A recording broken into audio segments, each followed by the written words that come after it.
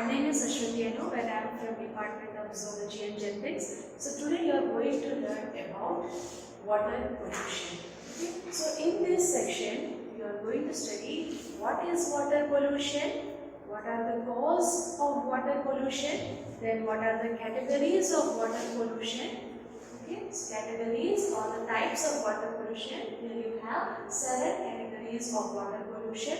Then after that you will see what is the effect of water pollution on environment as well as on human health, and the preventive measures to be taken from the water pollution, and finally what is the act of water pollution. So we look on to that one by one. So first is the definition for water pollution. So what actually is water pollution? Water pollution is nothing but the contamination of water bodies like rivers, streams, oceans, lakes and all, which may get contaminated due to the factories or due to the released contaminated water, chemicals, pesticide which is released from the factories, farms and all, okay, which may degrade the quality of the water and finally making the water unfit for human use. So that is known as water pollution. And now contaminants means nothing but any agent which is causing contamination can be termed as contaminants. Okay, so that is water pollution. Now, whether how we will come to know whether the water is fit or water is safe for consumption or not, that is, there are certain parameters for it wherein we will check the quality of this water. So, what are those parameters? There are mainly 3 types of parameters. They are physical parameters, chemical parameters and biological parameters. So, physical parameters means we will check the consistency like the temperature of the water, pH, mainly the pH of the water, odor, taste and all. So, by checking these parameters, we will come to know whether the water is potable or not. Same like that. For chemical parameters also, we need to check whether the presence of carbonates, presence of fluorides, chlorides, sulfonates and all. So all these chemicals, if it is present in an excess amount, means it is contaminants. The water is contaminant. Same way in biological parameters, like we are looking for the presence of microorganisms like bacteria or protozoa, fungi, algae and everything. So these are the parameters of biological, chemical and physical. Okay, so by checking these parameters or by keeping these parameters in account, we will check the quality of the water and we will determine or we will estimate whether the water is potable or not. Okay. Now what actually causes this water pollution? So water pollution, it is caused by when the contaminants or when anything which is pesticides or any sort of chemicals which is released from farms or factories, it get released into the main water bodies, and these chemicals or any other contaminants will get mixed with these water bodies and which makes this water polluted. Okay. So we have studied the definition for water pollution, the cause of water pollution and what are the parameters to be taken into account. Okay, now next we will move on to the categories of water pollution. Okay, simply we say there are mainly 7 types of water pollutions are there. They are groundwater pollution, ocean water pollution, point source, non-point source, then sewage and wastewater pollution, oil pollution and finally radioactive waste pollution. We will see all these things one by one. So first is groundwater. So before that, how this groundwater is formed? So when rain falls and seeps deep into the ocean, it may fill the cracks, the porous spaces and all, and that's how it becomes groundwater. So groundwater, which is one of the least visible but one of the most important natural resources. Okay, so majority of the people in the earth, they actually depend upon groundwater for the water resources. Okay. And mainly, we are seeing, especially in the rural areas and all, this groundwater may be the only source of water can have. So if it gets contaminated means the water gets polluted and it will be unhealthy, which can lead to severe illness and all. Illness, disease, and sometimes it can be fatal also. Okay. So that is about groundwater pollution. Now next is ocean water pollution. Now ocean water pollution, it is also known as marine water pollution. Okay. Now this pollution, it can happen mainly due to the releasing of certain chemicals from big factories or due to oil spillage from big cruise ships and all. Okay, so mainly these two are the main reasons for causing the oil pollution, which what happens is when they release these pesticides or these chemicals into the oceans and all, that water gets polluted and all those marine ecosystem which is present inside the ocean, they will consume those contaminated water and finally the marine ecosystem, there will be an imbalance in the marine ecosystem. Okay, now third one is point source. Now point source means when the contamination which originates from a particular place, we term it as point source. Means we know from where that particular contamination is occurring, from where that particular pollutant is coming. Okay, so that is known as point source. Say for example, machinery, manufacturing companies and all, or say for example any illegal dumping and all, where we are putting all types of source in one particular place, so that can be termed as point source. Now as I told you, the point source, it originates from a particular place, so we know from where it is coming from. So this point source can be easy, it is easy to regulate, manage and control the waste which is coming from point source. Okay, now next is non-point source. Now in non-point source, we cannot exactly tell from where those waste is coming. From where the contaminants is coming, we cannot tell because it can be come from many different places. Okay, it is also known as diffused source. Why? Because the contamination can occur from diffused region. It is not from a particular region. Say for example, your agricultural waste, then stormwater runoff, so during storms and all, many runoff. So all those waste, it will come together and join, it will mix up together, so and it will be falling.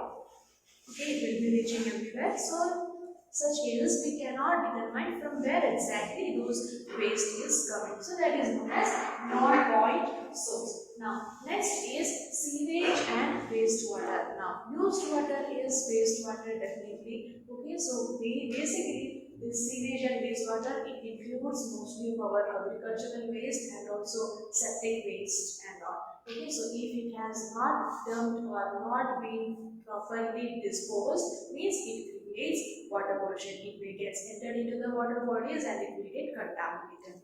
Okay. Now next is oil pollution. Now oil pollution, as I told you, the main region or main cause for this oil pollution is mainly due to the spillage. Oil spillage, which is released from big cruises and ships. Okay, it might get discharged into the water bodies and finally water gets polluted. Now next is radioactive substances. Now this radioactive pollution, which is caused by radioactive elements, okay, or means which can be emitted into the atmosphere in a huge amount. Normally what is allotted in the atmosphere, basically more than that, in that radioactive elements, if they are emitting, means it can cause radioactive waste pollution. Okay, this radioactive waste pollution, it is basically caused due to the mining of uranium or being manufactured when they are using for testing the weapons and all. During those times, this radioactive waste pollutions can occur. So these are the categories or types of water pollution. Now let's move on to the effect of water pollution. So what is the effect of water pollution? Basically, we will concentrate on two impacts, that is on human health, how this water pollution is going to affect the human health as well as how it is going to affect the environment. Okay, now firstly, how it is going to affect human health means if the water is contaminated, definitely we humans we will be suffering from illness, severe illness and diseases. Okay, so such especially waterborne pathogens. Okay, waterborne pathogens like virus, bacteria, and all. Okay, so maybe because of that we may suffer from severe illness like typhoid, cholera, and all. Now, in US and all, long before, most of the people they have suffered from a disease which is known as Legionnaires disease. Okay, Legionnaires disease it is a much more severe form of pneumonia which is caused due to the contaminated water. Okay, when they are using tap waters and all which they got contaminated. Okay, so these are the effect on human health. Now next is on environment. Now when this water gets polluted or say when this algal bloom, it can causes the proliferation of newly introduced nutrients which as a result of it what happens is it stimulates the growth of certain algae and new plants. Okay, so because of that there is a decrease in the oxygen content in the water. Okay, so this dearth of oxygen or say this scarcity or this lack of oxygen in this water is known as eutrophication. So that is known as eutrophication, and eutrophication is the major effect or major impact as a result of pure water pollution. Now, sometimes this eutrophication can also cause to release some neurotoxins, which is very harmful for the marine ecosystem. Okay, so due to this, what happens is the organism or whatever animals, marine animals which is living in the water, they will have suffocation, okay, because of this eutrophication and they will die. Okay, and because of this neurotoxins which is released, it makes those marine animals to survive or because it leads a decrease in their lifespan and also decrease in their reproducing ability. Okay, so these are the impacts of water pollution on human health as well as on environment. Now, so what actually we can do or what preventive measures we can take to control this water pollution? Okay, so first and foremost thing what we can do is we can create awareness. We can create awareness among people like how this water is contaminated or how this water pollution is causing and what will be the impact of water pollution on human health as well as on environment.